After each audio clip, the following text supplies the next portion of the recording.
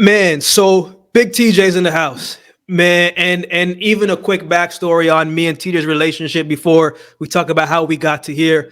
Man, I remember the comments you said back when the channel was, bro, like under 300 subscribers. You know, like I remember you saying, man, like, you know what you're talking about here, bro. Good stuff. Keep it going. And so that's how me and you started getting our relationship going. And so for those who don't know, you probably seen TJ in the comments. But man, I want to ask two questions before we get started, bro. Just tell the people a little bit about yourself, man. Boxing is this thing that you do, as you say, as we've seen. But also, I'm always interested in hearing what was like one of the first fights that you saw that kind of got you excited about the sport, man. So the second question I'll answer first. You know, as a kid, my father was into boxing, so my family they would take me to fights. I would always go to the garden with my dad, my uncles, cousins. So I was always just into boxing, just growing up. You know, I boxed when I was younger, so I always had like I guess a love for it. It kind of just started growing and growing, and now it's borderline obsessive. But you know, I really got into it from my dad. You know, the first fight that really got me intrigued. I remember I was at my uncle's house, and it was uh, Vitaly Klitschko and Lennox Lewis. Just watching it on the big screen, like I couldn't stop. But with a big cut, you know, the heavyweights going, and then just from there, you know, was really then I started watching it a lot more. Like I would go to fights as younger, but then I really just started watching a lot more. But just about myself, you know, I'm under ChillTown Boxing on Twitter. I bet boxing. Like I like to bet. I don't gamble on anything. This is truth. Just boxing is something I'm pretty decent at with you know, picking the fights. But what I really love, like what my thing is doing what we're about to do right now is just talking about the fights, breaking it down. Because I love proving people wrong when, you know, people say skills pay the bills. You know, he's got the better resume. He's got the more experience. But for me, it's always styles make fights. Because every weekend you see the guy with the better skills, it's just a small piece of the puzzle and they're losing. Like, on your channel, what you do is you break down the fights non-biasedly, because that's a big thing. Because there's only a handful of channels that I mess with. And I can count them literally on my hand. And you're one of them. I think that's why people appreciate it so much, because you know, a lot of channels, they either have a bias for they're fans of boxers, not fans of boxing, or they're weirdly enough maybe like fans of certain promotional. Like you're not tied to anything. You don't ever slip up or like let your feelings about a certain fighter dictate where you think the path is going to go. And 8-9 times out of 10, you're usually right on the fighter that's going to win. And that's really rare to have a channel non-biasedly go every week. And you go to a lot of fights that are hardcore fan fights, you know. So I think that's why boxing fans really appreciate your channel and why it's growing so much. So just keep that up, you know. And I really like. We're gonna be covering 6 fights on this card. This card for me is amazing. You know, the style matchups are so intriguing. So I think we're real lucky. You know, this is one of my favorite cards probably of the year so far. Man, I appreciate that, bro. You know, I remember we were talking briefly about your Dennis Ugas and Mario Barrios. And I remember a lot of people saying, man, Ugas is going to roll this guy. And I was like, I don't know about that to be true. Like, I actually rate Barrios, and you do as well, too. Kind of one of the few that kind of do. And so for me, man, styles absolutely make fights, but I'm also someone who you got to show up on the night. And I always kind of go back to my background in track and field, where I'm just like, man, I've seen Usain Bolt, who was never supposed to lose on paper, and I've seen him lose, right? So for me, it's just like there's always more leading up to it, emotional standpoint, like what's the weight cut, like, and all these different things. So you're someone I respect your opinion, man, because like literally this is this is what you do. TJ is the only cat that I've seen like, you know, bet $1,000 and come up and win 3,000. Like I'm not gonna bet that much. I just don't got it like that. I'm not gonna do it. But you put your money where you say, man. So let's get into it, man. You know what, man? I've been thinking about where to start, and I think we should actually start right here. Let me set this up a little bit, man. Bohachuk, 23 wins, 1 loss, 23 wins by knockout. So every fight that he's won, he's knocked the cat out. He lost to a guy named Adams, was it? And I felt like in that fight, he was the bigger puncher, but the right shot at the right time, things happen. Brian Mendoza, 22 wins, 3 losses, 16 wins. We saw what he did against Fundora, which we're going to talk about Fundora a little bit later, man. But when you think about this fight, man, what comes to mind? Where do you lean? I think this is a fight that could steal the night, in my opinion. So give me your thoughts, man, before I share a little bit about my thoughts, man. What do you see? What don't you like? What do you like? And if you had to say, who are you leaning towards? One, I love this fight. I'm grateful for this fight because we weren't supposed to get this fight because of, what happened with Keith Thurman. Now, Fundora got bumped. So Brian Mendoza's coming in. Brian Mendoza's been in training camp, right? He's always in shape from what I hear. I like Brian Mendoza a lot. I think that I've been waiting for a while to fade somebody, which means to pick against Serhii Bohachuk. And I think that this might be the guy, Brian Mendoza. The thing with Bohachuk is he's a very good pressure fighter. That's what he goes on. He goes on volume. And his offense is really his defense. Even in the fight that he got knocked down in against Brandon Adams, very good fighter, like he was up on that fight. He was winning that fight. Brandon Adams caught him late. Similar to, we're going to talk about this later, but Fundora and Mendoza. Fundora was winning the fight. He was clear. A lot of people don't remember that. He was winning the fight. Mendoza came back and, stopped him. But Mendoza, to me, is more versatile, right? He's got very good defense, very good offense. He's got very good angles. He lost to Ramos, who's a heavy puncher, right? Yeah. Massive at 154. It was a good fight. He was good against Tszyu. He's got a chin on him. This is the thing with Mendoza. If you can't hurt Mendoza, he's got a lot of power. He might have more power. I think he's more certified than Bohachuk. He looked good against Jason Rosario, and Jason Rosario is another heavy hitter. So for me, Mendoza's got the solid chin. So I think he could win on points, or I think he could stop Bohachuk. I don't think Bohachuk's going to stop Mendoza.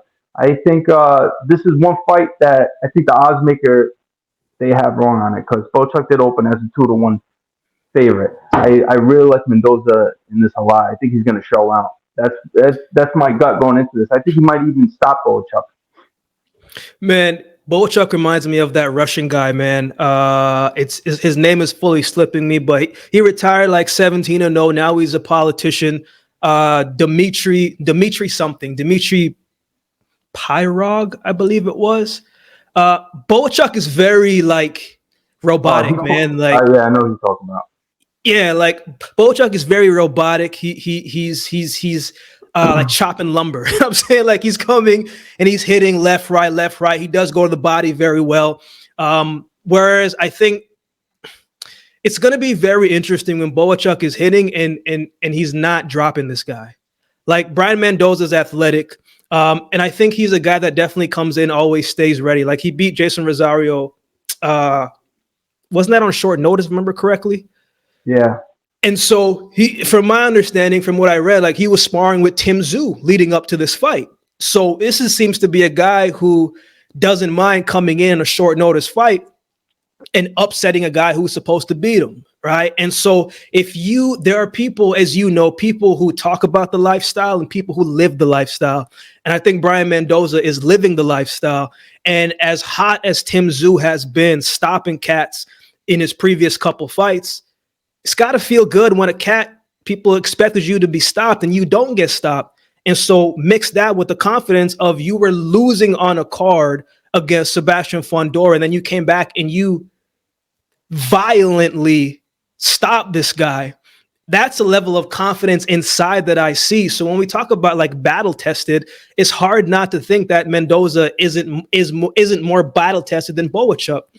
And so for me, Bohachuk, yeah, he seems to have heavy hands, but to me, it's what happens when those heavy hands can't bail you out? And you got to add a little bit more skill to it, and you got to add that grit to it, and you got to add that will to it. What happens if you're losing on the cards are you going to be able to adjust? Are you going to do something different? Or are you just going to keep trying to hit that same style, trying to land that one punch?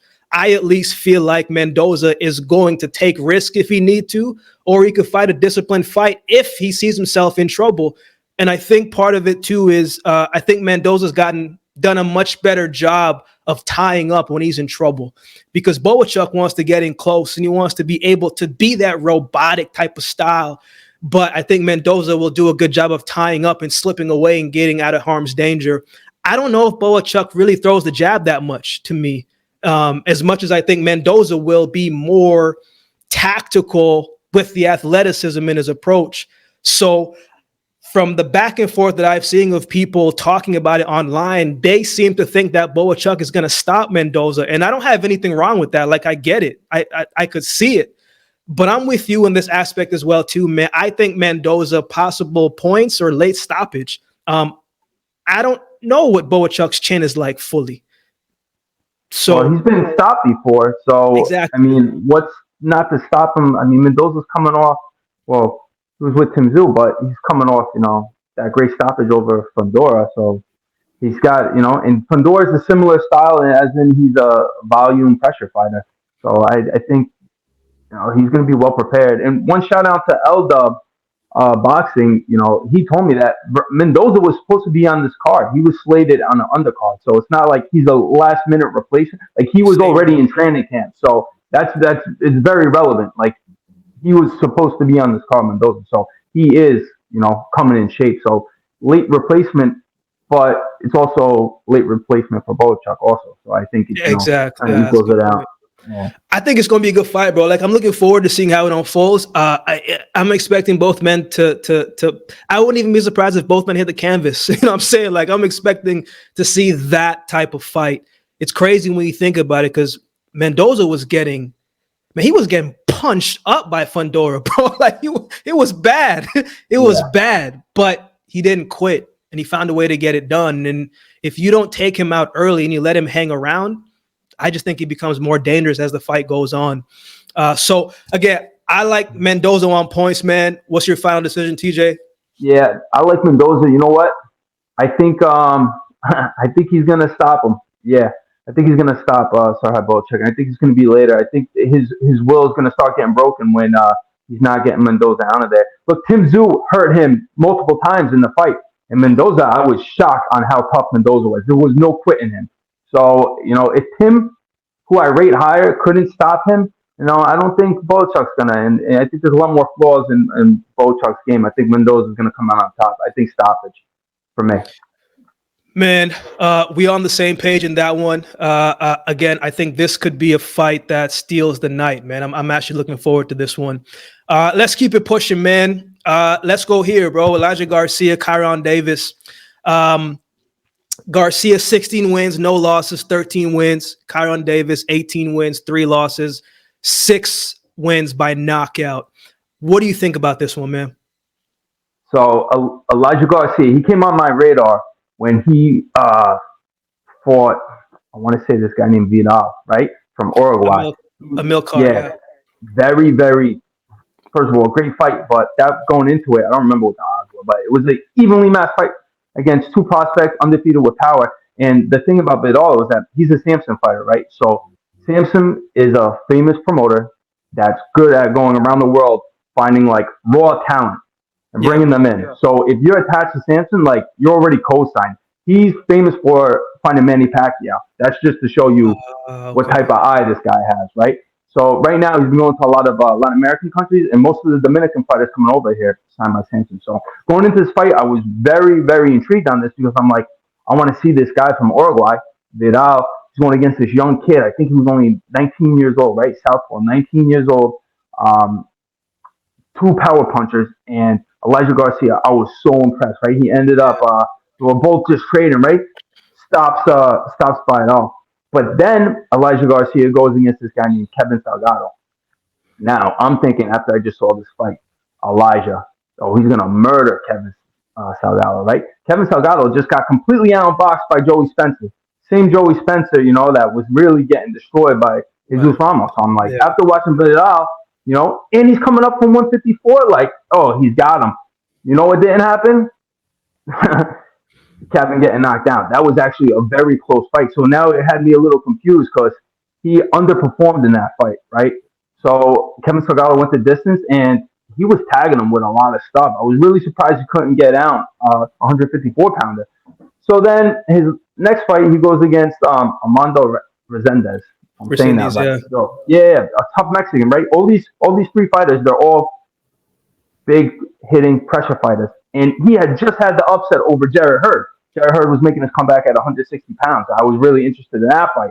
And that was a war. I picked Armando to upset Jarrett Hurd, and he did. So now I'm like, Elijah's in another tough fight, And that fight, both fighters hurt. That fight was a war. Yeah. Very close.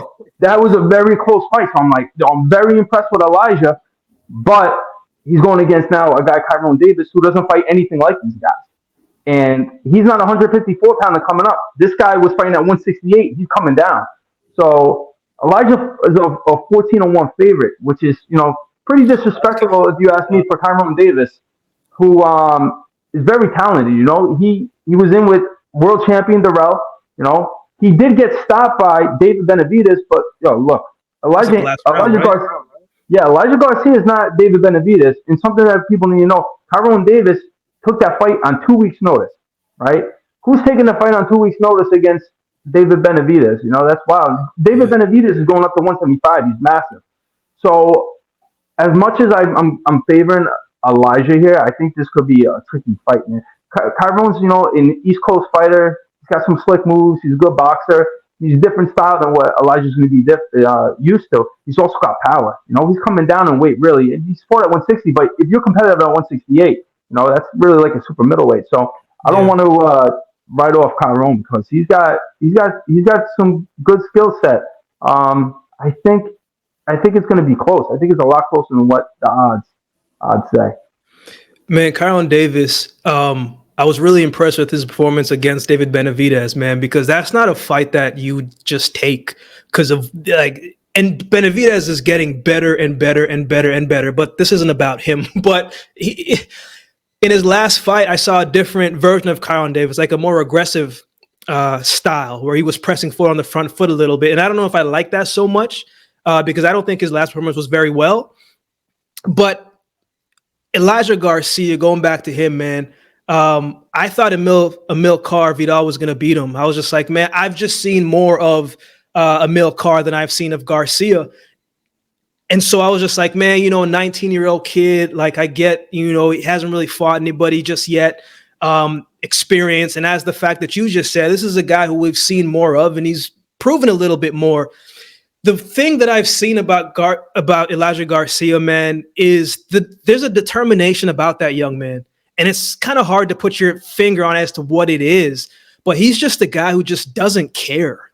That's the impression that I get. Look, his defense is not very good. Like the man gets hit a whole lot. He doesn't seem to want to move his head off the line. He doesn't want to do none of that. He's going to come forward and he's going to take that shot. And you can't get away with that every single fight. I mean, frig, we saw what happened to Joe Joyce when he fought Bang.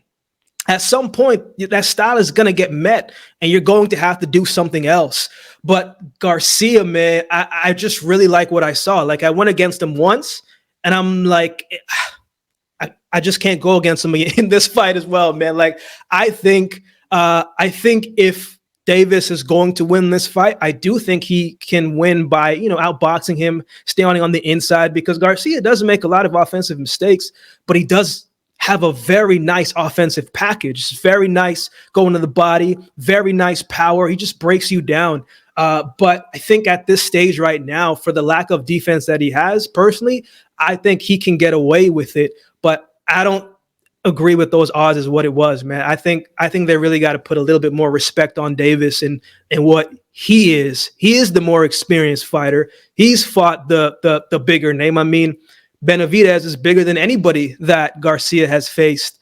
But as of right now, man, I just think the young kid, determination, he's got great conditioning. And I think he knows what's at stake here. Like, you can't lose right now. Like, you just can't lose right now. So I don't know if he stops him. But I think he's going to find a way to get it done, man. I really like what I seen offensively. I just don't think that defensive mistakes, you can't get away with that for too long in this division. But I do think against certain guys who may necessarily not have the biggest pop, like I don't think Davis has the biggest pop, but I don't know how long he can get away with it. But I think in this fight, I think he comes out on top. But I don't think the odds are as far off as what you're saying. That sounds crazy to me, no? Yeah. I mean, he opened it up 10-1, and now it's just people putting money on it. I mean, maybe a lot of people look at the records maybe and not the tape on it because, like you said, a big factor why I won't touch this fight is how bad Garcia's defense is. He gets hit way too much, and I know he's the A side, so if the fight's close, like we know who which stock the fighter's in, right?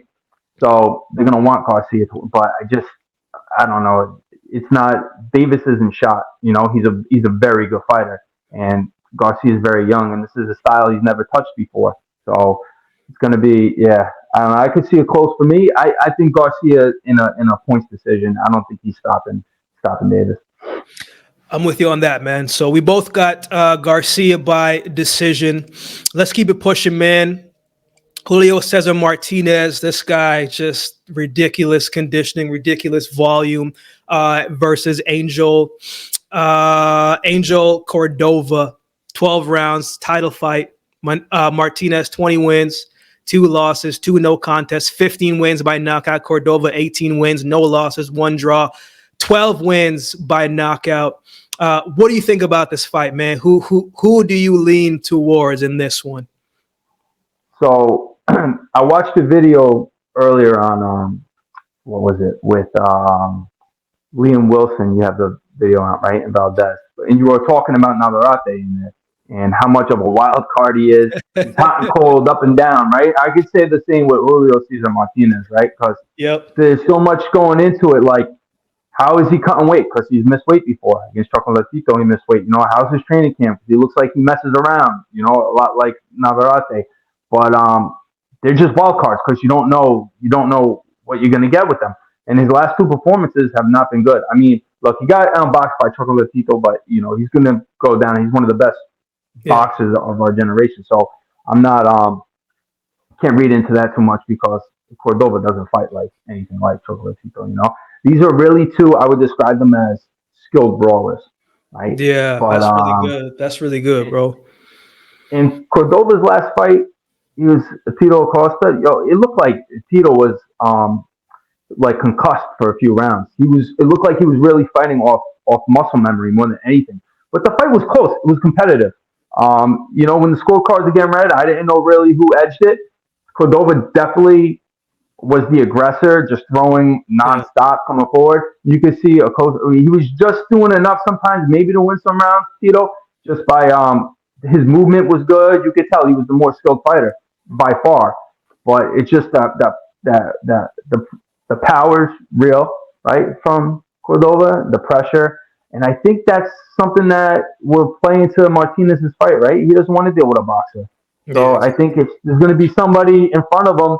You know, it's going to come down to not only who has the better power, but who's got the better chin. And, you know, if I'm going to have to pick, I'm going with Martinez. You know, if I'm Martinez and there's a style I want to pick, I'm pointing at, I want Cordova, you know. So he's coming down to Venezuela. You know, there's a country in South America that if you're coming out of this country, like I'm really paying attention to it. But it ain't Venezuela. It's Argentina. Like Argentina produces, you know, these countries like Venezuela, Colombia. You look at their records, the power is sometimes so inflated. They're knocking out soccer players, not even knocking out boxers. You know, they come over here and they get exposed a little bit. So I don't know. You know, I don't know how much of Cordova. I don't know. It's just that. Yeah, I can. If he fights the same way that he fought against Tito, I really like Martinez in this. Even though Martinez, literally his last couple fights, he just looked like he was losing them. I mean, if you go back, Carmona probably got lucky with that, you know. But they want him to win. So yeah, I like Martinez. Man, Martinez, like last fight looked just. I mean, he won by stoppage, but like it was a rough one. You know what I'm saying? Like I was just like, he's down. Yeah. I was like, man, but he finds a way to get it done. Honestly, man, there are some guys who are, in my opinion, like exceptions to certain rules. Luis Alberto Lopez is an exception to a lot of different rules to me. Emmanuel Navarrete is another exception to the rules. But sometimes the exception to the rules is very flaky. As you just said, Martinez is like that as well, too. And you're just not sure what you're going to get. But I know what you're going to get for sure is some excitement. Whether they lose or whether they knock the cat, you're going to get these guys and they going to actually take that risk. And so for me, straight up, like I like Martinez by stoppage, man. I'm not sure how strong Cordova's chin is. I know that Martinez is going to push the pace. He's going to bring the pressure. Both guys are. But I'm expecting Martinez more to let his hands go, even if he gets dropped. Like, he's just going to take that risk. And I think that's why I always lean towards the guys who are going to take the risk. Because sometimes discipline doesn't really work in your favor, especially when it's a close round. The judges are normally going to be like, man, this person's pushing the pace. At least they're trying. And so for me, there are some guys, too, who just find a way to get it done. Like, I thought Navarrete should have lost a couple fights in his career, but he finds a way how to get it done. And I think this is going to be the same. I don't know how good Cordova is just yet, man. And I say that respectfully, but I watched some of the guys that he's fought, and I'm just like, well, you always ask, like, how good are they? Both men are beatable. Both men could take a shot at the right time, and it could be over with. But I'm going to lean more towards the champ. I'm going to lean more towards Martinez in this fight. But it's also one of those fights where I'm like, man, I could see anything happening. But I'm going to go with the wild card, man. I'm going to go with Martinez. I think he stops him, man. I think he stops him. I like that pick. Yeah, and that's my feeling too. I mean, look, he hits harder than Tito. Yeah. He sells out. That's the one thing. He sells out, and Cordova was getting hit flush a lot. So it's not like he's some defensive master. Like, he's gonna be there to get hit, just like Martinez is. But Martinez is certified. Like, that's kind of what you're saying. Like, I don't know where really Cordova is. I think Martinez is gonna stop 12 rounds. I think he's gonna stop him. Somebody gets stopped, bro. Somebody gets stopped. Man, let's keep it pushing, man. I'm really curious to hear your perspective here, bro. Erislandy, Lara, and Michael Zerafa. 12 rounds for Lara's WA middleweight title, man. Lara, 29 wins, 3 losses, 3 draws, 17 wins by knockout. Zerafa, 31 wins, 4 losses, 19 wins by way of knockout. I think Lara got the short end of the stick on some of those draws in his career. Before you go, TJ, I also want to tell everybody listening, it's been 2 years since either of these guys have fought. So when you said at the beginning of this card, this is great matchmaking, this really is great matchmaking because, is Lara at his prime? Absolutely. Think he beats this guy, no problem. But the inactivity, he's 40 now.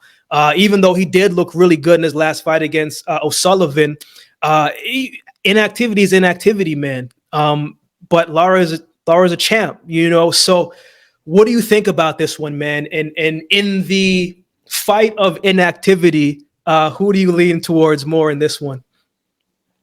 So when you got a fight of inactivity, the youth is going to favor the the person that over the person that's 40. I mean, I think Michael's like almost 10 years younger. I think he's maybe 32. I'm not sure, but I know he's by far younger. This is the thing with Lara, right? He his prime weight was 154. Like, he's at 160 now. I haven't liked him at 160. His best attribute to me, right? So Lara comes from that Cuban school of boxing. I believe he was a gold medalist. He was like a stud in amateurs, right? And a lot of these Cubans, they live off their feet, right? Their legs. Their legs are everything. Ability to get in and out of the pocket, create angles. His legs are gone. That's the thing that screamed out to me now. So you move up in weight, and your legs are gone. So even against Spike O'Sullivan, he was caught on the ropes way too many times. Back on the ropes. I mean, that's just Spike O'Sullivan. Like, respectfully, I like Spike, man, but he's like more of a journeyman / gatekeeper status. Then he fought some other guys from America that are like, they're like regional fighters, the regional journeymen. If gatekeeper would probably be a compliment. So he's supposed to, like, he's beating these guys that are set up that he's supposed to beat. And Yeah. now he's going against Michael Zerafa from Australia. I just watched the Jeff Horn fights again. I mean, Jeff Horn is no stud or anything, but that was one thing that showed me what Zerafa is that kid's got crazy heart. He's tough as anything.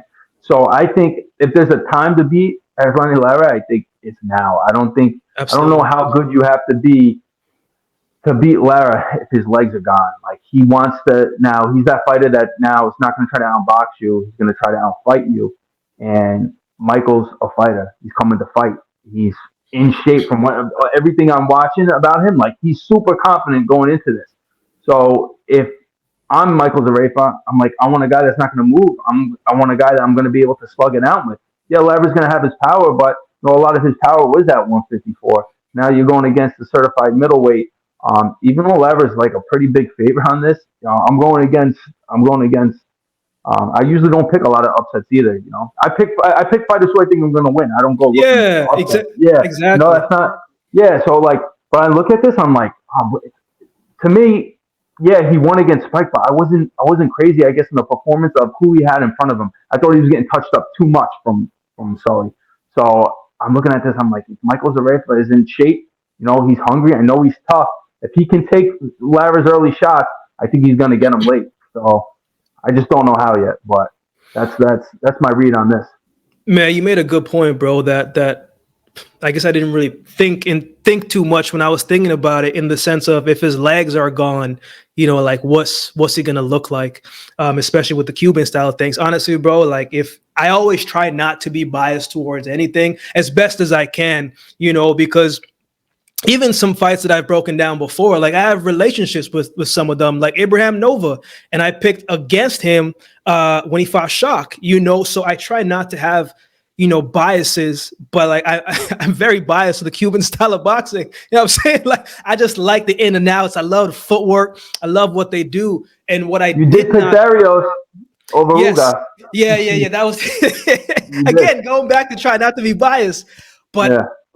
I did not like the version of Erislandy Lara I saw against O'Sullivan, because I was like, yo, why are you staying on the ropes? O'Sullivan isn't really a quick mover like that. Like, this is a guy you could outbox on the outside, take your time, push through with that piston-like jab that you have, take different angles, and really make it easier on yourself. So I don't know if Lara is at the stage now where he's like, man, for the people who say I can't punch, I'm going to stay there and show you that I can fight. Like, maybe the age is part of that. He got him out of there, but it's like, man, like, I don't like when fighters make things harder on themselves. I know boxing, is, and men and women do it too. So we're not trying to separate the two, but sometimes people come in trying to make a point, and they will not move as much to prove that, like, look, I'm better than this guy. I'm physically better than you. And that's kind of the sense that I got from Lara in his last fight. I don't know if he felt, a little outside beef by O'Sullivan, or the case was. But to me, I was just like, man, bro, like, yo, you could have stopped him with movement. You don't have to do all this. So I didn't like that. But I also wasn't a big fan of Zerafa's last performance as well, too. So I don't know, bro. This is a tough one. I think if I was a betting man, I'd probably stay away from it, honestly. But I think it could be a test of two tails. Like, I could see Lara winning the early half of the fight, and then he tires out, and then he starts to get lazy. And then he goes back to this hanging on the ropes crap, and he gets himself clipped in enough times over and over again. And the pressure, it could be too much for him, and Zerafa could get the win. So I don't know. I'm a little torn in this one, bro. But I'm gonna go the opposite this one, man. I'm gonna go with the older man here, man. I don't think it's gonna be a great performance from both men. I think it probably could be one of those fights where it's just like, I wasn't very good, but somebody had to win.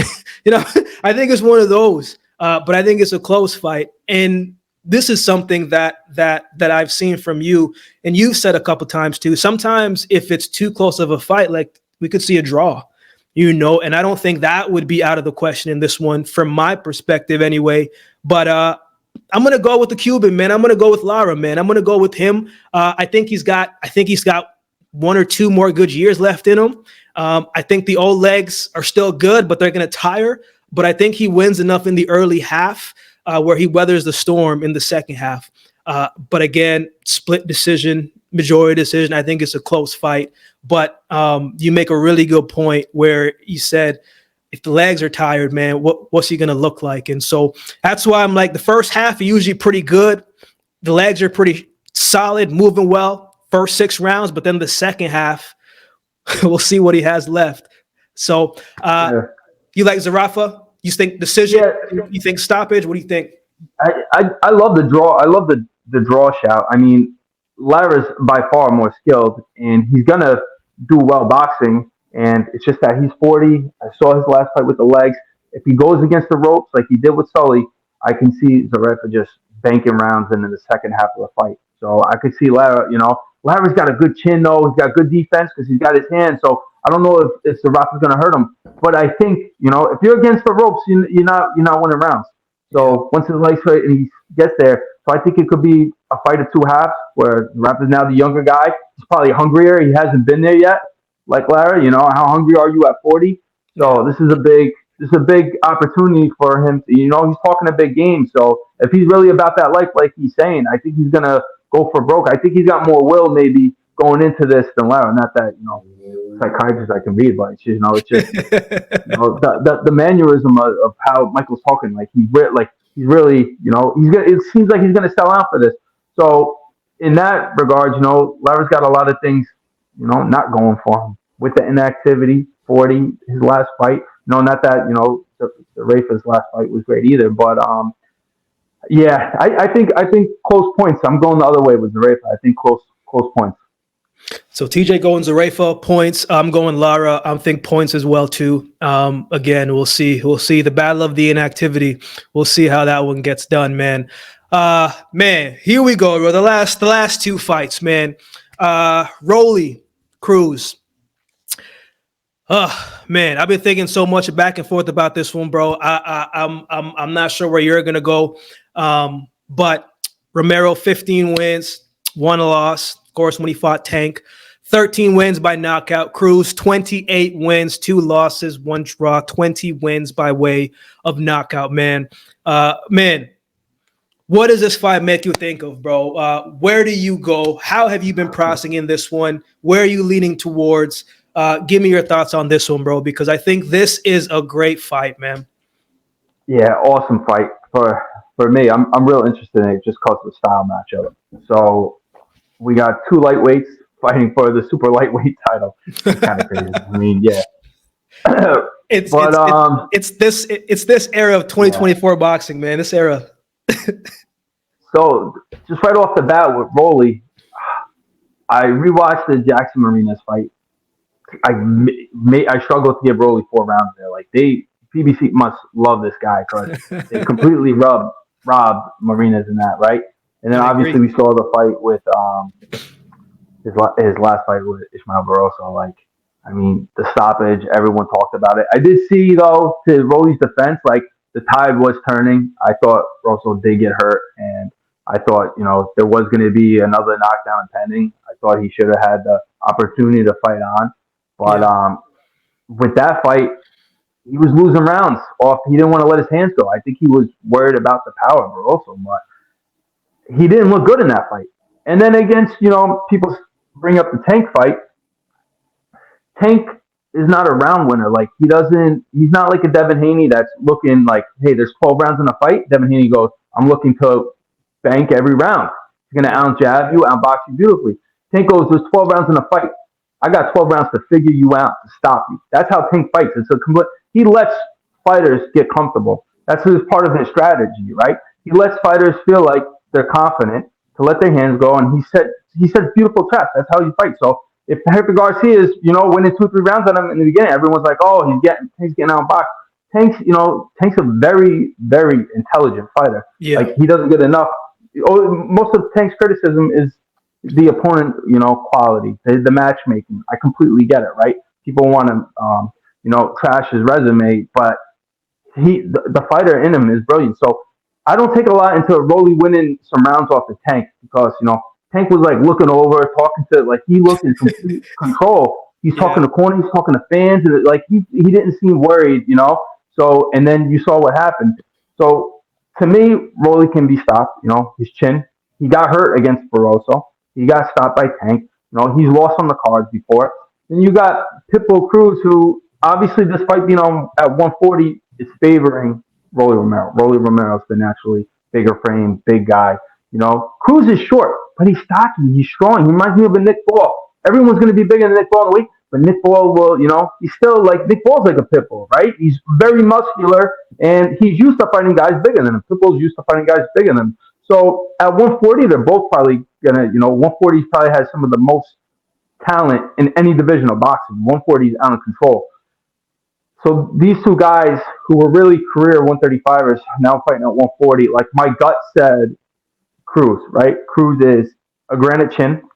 Even when Tank hurt his hand, like before he hurt his hand, like Cruz is just eating everything. Now, to be fair, he was getting outboxed by Giovanni Cabrera in his last fight. I thought he did not look good against Giovanni Cabrera. But Giovanni Cabrera, like a lot of people don't know the name, but he's a crafty boxer. He's somebody like people don't want to fight like a Sandor Martin. He walks you into shots. Like look at Sandor and Teofimo. Teofimo's a great talent, but he just couldn't figure out Sandor Martin, and that's kind of like Giovanni. Giovanni's very awkward. He's a very good like boxer puncher, and Cruz just had a real tough time trying to figure out. But Rolly doesn't fight like Giovanni. I think Giovanni's form of boxing is above Rolly. Rolly can box for sure, but a lot of times his power saves him.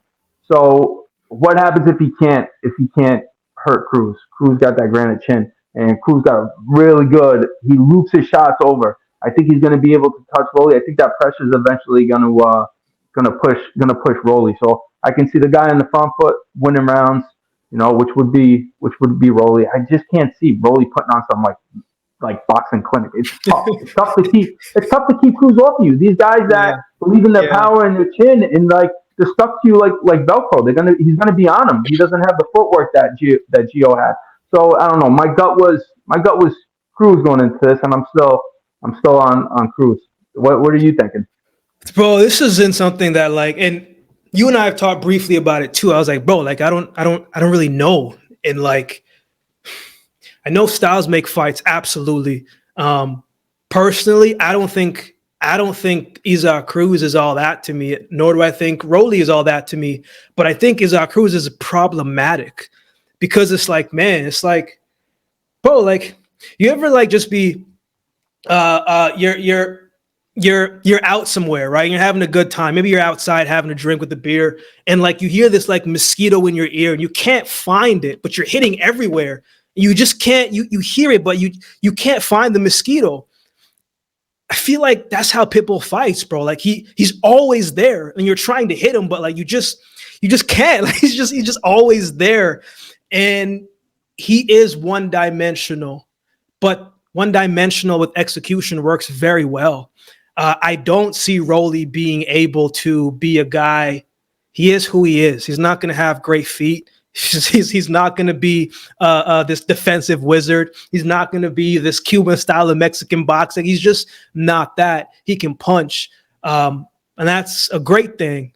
He's the bigger guy. That's a great thing. But sometimes bigger doesn't always mean that's an advantage. Sometimes that makes it a little bit harder. I think what makes things interesting to both men is how the power is going to fare when they both hit each other, because they're both going to be right in there in front of each other.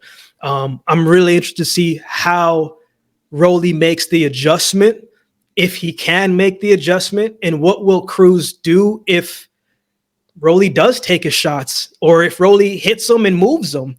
I think people count out Rolly by quite a bit, maybe because of the antics that he does, maybe because of how he talks. But I hear him now. I kind of see a more mature version of Rolly. He seems calmer. He seems like he's found a little bit of peace in his life. I don't know what the situation was. Got a new trainer. Yeah, his demeanor seems calming. Even with the new trainer, sometimes it helps right away. Sometimes it doesn't. And just because you have a new trainer doesn't mean you're not going to revert back to your old ways when things aren't going in your favor. I also think his fight with Barroso ages a little bit better now because of what Barroso just did in his recent fight.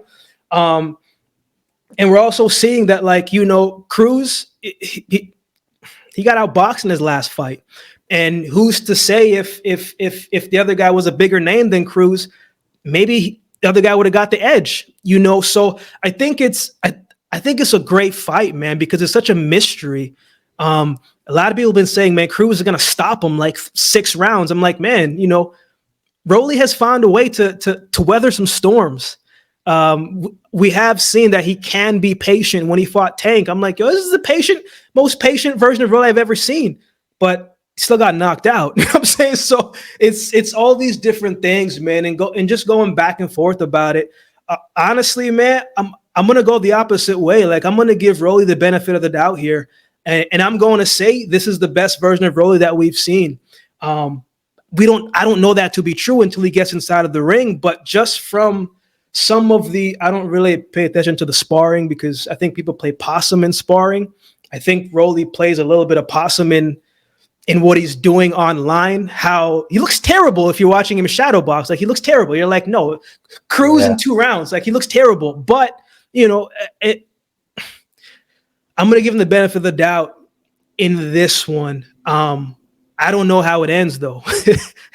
You know, like, I don't really know. Like, I wonder if Tank didn't hurt his arm, what would it have been later in the fight? You know, could Tank have gotten him out of there if he was healthy? I also think on the other side too, and again, the more I talk about it, I sway because I look at things from the outside. Rolly has made a lot of money these recent days, bro. Like, he's made that bank when he fought Tank. Cruz, I watched his story and I'm just like, man, it seems like he really just started getting paid like in his last recent fights, especially after Tank. And he seems like he's fighting with a level of determination and hunger. And that can be great, but it can also work against you because you could be trying too hard to win. So I don't know, man. I think it's a great fight. I think we can make a case for either or. The more I get into it, I'm just like, oh, frig, I don't know. It would be great if it was a draw, right? But it's boxing. Nobody wants to see a draw. But I'm going to go with my head in this one. I'm going to go with Rolly to win this fight, man. I'm going to say decision. And if he does, hey, put some respect on Rolly's name. Hey, a lot of people are picking Rolly. I'll tell you that. Really? I mean, it's the one. Yeah, I think it's the 140 pound going up to, like, he's big. He was so big at 135. You know, he had to go up to 140, just like Ryan Garcia had to go up to Teofimo. You know, Devin Haney. They fill out big at 140. You know, they're gonna probably end up going to welterweight. I think he actually said he might go up to 147. So he's a big guy. So if you're taking Cruz, like, I have a lot of fault in this. Now Cruz is not a 140 pounder. He's really got to beat now. He's a 140 pounder. He's got to beat a 140 pounder. So that's by far the advantage. So I can't argue with anybody picking Rolly because I get it. It's not like Cruz is the one dimensional. It just happens to be like, if you're going to be at one dimensional on anything, it's like you want to be a one dimensional that way pressure fighter. Yeah, with the chin, you know, with some power in both hands. So, you know, if that chin could hold up, you know, you could just keep banking rounds or wear the other fighter down. So it's a good one dimension to have. Yeah, but with that being said, I like Cruz.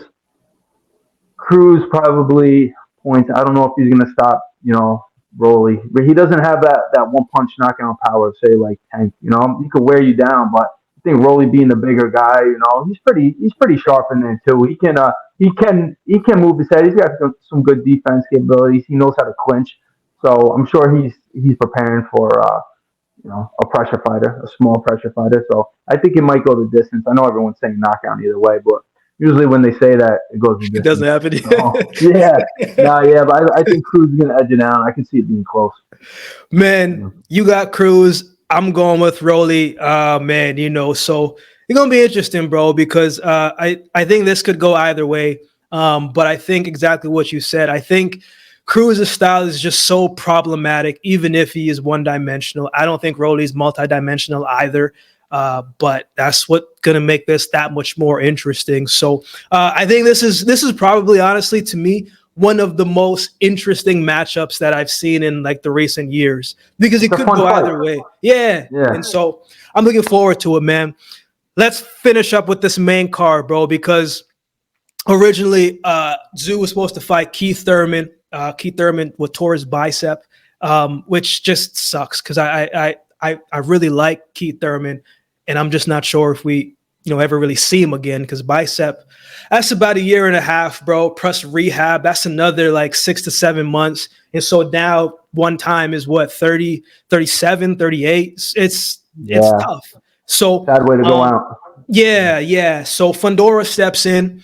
I know we've talked about a little frustration about this because Fundora shouldn't be in this spot, but he is. But we digress. We move forward. Tszyu, 24 wins. No losses, 17 wins by knockout. Fundora, 20 wins, 1 loss, 1 draw, 13 wins by way of knockout. Give me your thoughts about this one, bro. And I want to ask you this. Maybe you can answer the second one, then go into your thoughts. Do you think this is a better fight for Tszyu than Thurman? So, yes and no. If it was, if he didn't get stopped by Mendoza, everyone would be loving this fight. This stuff, like Thurman could cause some problems of his own because of his ring intelligence. Like, he's super intelligent in the ring. Thurman, knows how to use the whole ring. He put on a boxing clinic with Mario Barrios, and that aged real well. Barrios then went on to stop Uga. Like, Thurman is good, but the problems that I had with this fight was he's a career welterweight, right? You got a welterweight to find a 154-pounder. That's the one thing. And then the inactivity, the age, he's out of his prime. So, like, he's the name, though. But I didn't mind the fight, right? And then you got Fundora stepping up, who, let's be real, if this was a couple years ago, Fundora would be the favorite against him. Absolutely. So it was, and everyone was talking about this fight before. Like, hardcore boxing fans was like, oh, Tim is stepping up, taking all these names. We want to see Fundora. And Fundora was beating Mendoza. Like, we got to remember this. He was beating Mendoza, and then he got clipped. So it's still real interesting because Tszyu, right? He's got the last name, and a lot of times these fighters with the last name of a relative or their father, right? Whether it's Campbell Hatton, Nico Ali took his grandfather's name. You got Conor Ben. You're like, are you the real deal? Or are you riding coattails? And how long are you gonna, ride those coattails for? So I was very, I guess, cautious about Tszyu, like going into the Terrell Garcia fight. I was like, is he the real deal? I didn't believe it. And then he showed me a lot in that fight. And then not only how he's been performing, like, he turned me into a fan. Like, how do you not be a fan of Tszyu? Because he is calling out all the top names. Like, he could have, with his namesake, like, he could do the Conor Ben route and, take on people that are handpicked, like, at the end of their careers. He doesn't do that. He's taking guys in their primes coming off great wins. And he was sitting for a title shot against Charlo. Like, he had that shot, and he goes, no, I'm not going to sit inactive. I want names. I don't want any names. I want top 10 names. Like, Tony Harrison to take that fight, and what he did was, for me, Tony Harrison's the guy that beat Charlo. So he's a world-class fighter. And Tszyu he's only getting better. Like, the fights then, to me, he's just getting better. Carlos Ocampo, and then Mendoza, what he was able to do to Mendoza, like, these are all world-class talents. Like, he's walking the walk, He is Tszyu now. He's not just the last name. Like, that's all great. That's a great story, but you have to respect him, even if you're not a fan of him. I don't know how you wouldn't be a fan of him, because that's what we need more in boxing, right? He's not afraid to lose. That's the thing, because a lot of guys want to keep that, or not, ruin their chance at that title shot, but he's got it. And now he's going against Fundora, who, like, I'm mixed with Fundora, right? So he's like 6'5", got the crazy reach, but he doesn't use his reach, or he smothers everything. He wants to be a pressure fighter. He wants to fight like he's Pitbull Cruz, right? He wants to be on your chest and just hit you from all different angles. So he has some great fights, and then he has not so great fights. I thought Sergio Garcia a few years ago, when he fought Sergio Garcia, was not really a power puncher, a volume pressure guy. He was able to back up Fundora, which I was kind of surprised. He was like pushing them all around the ring. Sergio Garcia shocked me a little bit, but then he goes with Erickson Lubin. This is Erickson Lubin, who just beat Jesus Ramos. Oh, that was a war. That was an absolute war. Like Fundora has a ton of heart, ton of toughness. You know, batter Lubin's eye. Like I'm just saying this because Lubin is a world class fighter. Like look, he just fought Jesus Ramos, so you have to put respect on Fundora's name. And like I said, going against Mendoza, and he was winning that fight. So you got Tszyu, Fundora, and it's a really good style matchup because I don't think Tszyu is going to have to try to cut the ring off on this. Like they're going to meet each other, so it's going to come down to one, who's going to have the better chin. Tszyu's chin is certified to me, right? Tim's got a very good chin. He takes some really good shots. Even when he got dropped by Terrell, it was like a flash knockdown, and so he come, boom, jumped right up. It was almost like he didn't get knocked down. So that wasn't a chin issue. That was just, he got caught at the right time. But the performances Tim has been having, like he's finding a way to figure people out. Like the pressure he puts on you is relentless. And Fundora puts on a lot of pressure too. So it's like, who's going to have the game of most pressure? Maybe Fundora is going to be winning the early rounds off activity. But Tim's got a really good high guard, like a peekaboo defense. He can catch and shoot. Even though Fundora is going to be hitting you all around, he's more of a stop you by volume, not by power, where I feel like Tim is both. He can stop you with volume. Tim can also stop you with power. And he's a complete professional. I think he comes in, even though it's late notice fight for him, I think he's going to come in and have a great performance. They're already talking about the Bud Crawford fight, which I don't like that they're talking about a fight before the fight happens. That's one thing I don't like. I love the fight itself, but you don't want fighters like, is he overlooking? Why are they talking about a fight that's 100%. When he's got a fight coming up? So in that's one knock I'll give on that, but otherwise, to me he's just getting better.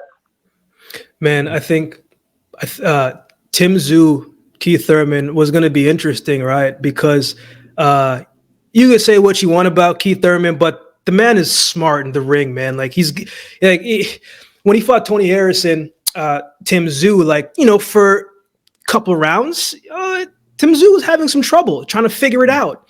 And I think Keith Thurman, even though a little bit older, he is better doing certain things than Tony Harrison does. I think Keith Thurman, when I hear him talk boxing and break him down and how, like I remember watching the Porter Way podcast with him and Sean, what's his name? Sean Porter were talking, and they were talking about how they made adjustments against each other. And one time was just like, yo, this is what I did because you saw this and that. And I was just like, okay, you can understand why a fighter is successful because they can think their way into things. So that's why I like that fight, because it was going to showcase, okay, we know Tszyu's legit, but can he make adjustments in real time with the IQ? What if he can't break the spirit of one time? How else can he beat him? So in this one, man, I think Fundora is a tough night for anybody, bro, because of the physical attributes. Like, no one ever plans for a guy who's 6'7". Like, how do you even? Where do you find guys to spar like that? Like, that's not a height that is a common height to find, especially in boxing, let alone at 154. And I don't even know how he makes that weight at 154 for how tall that he is. So it makes it tough. The other thing too is, and I've said on the channel before, and you and I have talked about it, I think how you lose matters. And Fundora lost a fight that he was winning in a violent way. And when he got dropped, not only did he get dropped, bro, but his head hit the canvas. And he looked up and gave that look like, man, I don't even know how I actually sat up here. Like his head looked gone to me. And so you're never really sure how a person is going to respond when you lose in that manner. Yeah, you can go in sparring and you can spar hard, but it's a controlled environment. It's different in the real time, in real boxing, in the ring, because it's controlled, but it's just two violent men trying to take each other's head off. So I'm wondering what that's going to be like if he gets hit consistently to the head. Fundora does have a good chin, but what did that loss do to him? It could have done nothing, or it could have done something. So that's kind of a question that I have. I'm interested to see what that first 6 rounds look like. because Tim Tszyu is a guy who, man, he'll take a risk. He'll go wherever the fight goes. And I like that about him. I like that about guys. You're not just going to sit back and try to be the counter puncher. Yeah, you got to be smart at times. But, sometimes you just got to fight. You know what I'm saying? Sometimes you just got to find a way how to get it done. And these two, I think that's what that fight is going to look like. I think it's going to be that, because Fundora, for as tall as he is, as lengthy as he is, he's not a guy, he's not a pretty boxer like that. Like, he's not going to be on the outside. I don't know when that happened, but it seemed early on in his career, he's like, I don't have time for this being on the outside nonsense. Let's get busy. Let's get to this war. And that can be great, but it can work against you. And for the most part, you could say for the most part in his career, with the exception of that one round by Mendoza, it was working for him. So does he make adjustments against Tim Tszyu, or does he continue in being that same person? I always look at the history of a person and say he's going to be that same Fundora that is not going to fight on the outside. He's going to be there to get hit. Tim Tszyu is going to hit that body, man. Tim Tszyu is going to find his way in. And so it's like, how much shots can Fundora take? But I'm not counting Fundora out, because Tszyu has been dropped.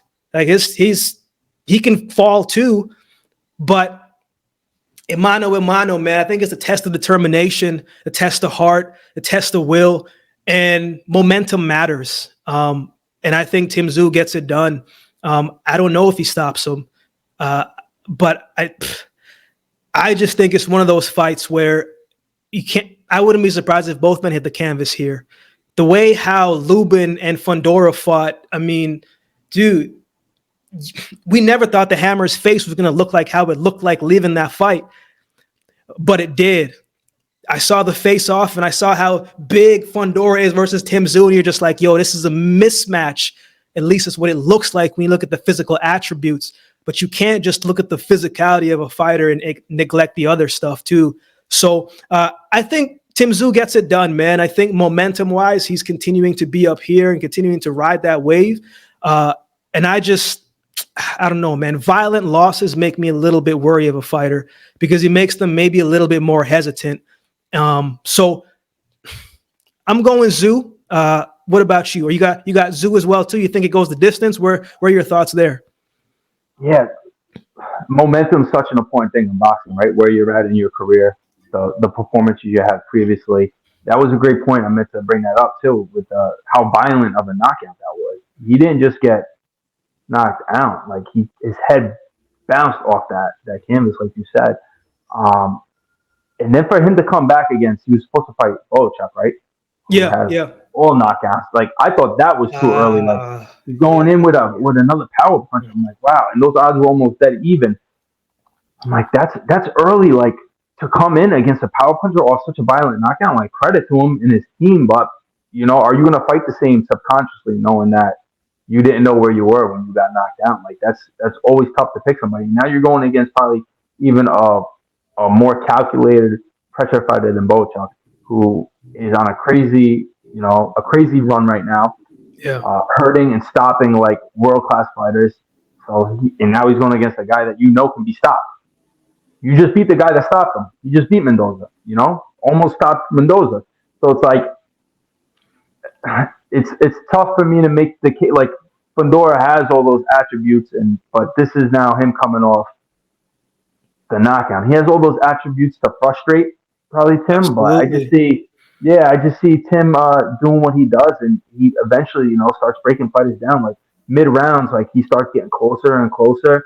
Working that body's going to be huge to slow down Fundora, and I think he's going to stop him. I think if Tim is the real deal, like we all think he is, I think he's going to stop. I think he's going to stop Fundora. So I got him stopping him. I think this is also like that next step up for him from a global standpoint, right? Because it's cool when you're coming up and you're fighting in your country. Absolutely, you're gonna do well. You're gonna make good money, all that good stuff. But when you want to be a global name, man, you got to come here and do it on this stage, because now it sets you up for the Bud Crawford fight. But he has to look good. I think he will look good, but I don't think it's as easy as a fight that many people think, because I just think Fundora, physically, man, he just does it. He's tough. You know, he's he's tough. And so I think Bohachuk probably would have been a better fight because Bohachuk is like, he's 6 foot as well too. So that probably would have been interesting for Fundora. But and he had also been stopped before. That's the thing with Bohachuk. Exactly. Like, he's been stopped before also. Fundora's been stopped before also. So there is a question about Bohachuk's chin. For me, there's no question about Tszyu's chin. Like, he can take a shot. Yeah. In some ways, it looks like he likes to take shots. Like, he really believes in his chin. So if that's the case, you know, everything's just leading me to believe Tim, you know, this is his time to shine. So, and he's on one of the biggest cards to do it. I think he'll step up to the plate. I think the time is now, bro. And so I got Tszyu as well by stoppage. You would do as well too. I think it's going to be a great fight. This is really a great card, a really good matchmaking, man. And so I'm looking forward to seeing how it unfolds, bro. Man, so that's it, bro. I mean, we covered a lot of different things, man. We covered a lot of different things. And we're definitely got to have you on again sometime later, man. But TJ, best way for people to keep in touch, man. I know you're on Twitter heavy, especially Sat, my man, Wednesdays. No one watches fights more than you, bro. Like, I watch fights a lot, but I'm always seeing my guy tapped in, watching the fights. He's showing up what he's betting. So what's the best way for people to see what else you got going on and to for betting picks as well too, man?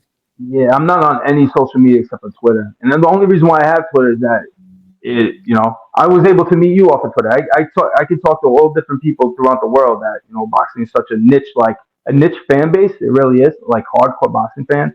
So just on Twitter, you know, if other hardcore boxing fans, we just bounce off each other's fights, get news, results from all around the world that cards are not even being played on. So like in that sense, like that, it's good to have. That's what I'm on Twitter for. So that's, you know, people want to hit me up there or on your channel. I'm in your comments, you know, I'll be through the comments. Yeah. Man, TJ, appreciate your time, man. And for those, man, as I always say, let me know your thoughts in the comment section, man. I've been seeing a bunch of different things about these cards, man. We got it covered. We'll see how it goes, bro. That's the beautiful thing about talking boxing is we don't know how it's going to go. They got to execute it on the night. They got to execute it, man. So, TJ, appreciate your time, bro. And we'll definitely always be in touch, man.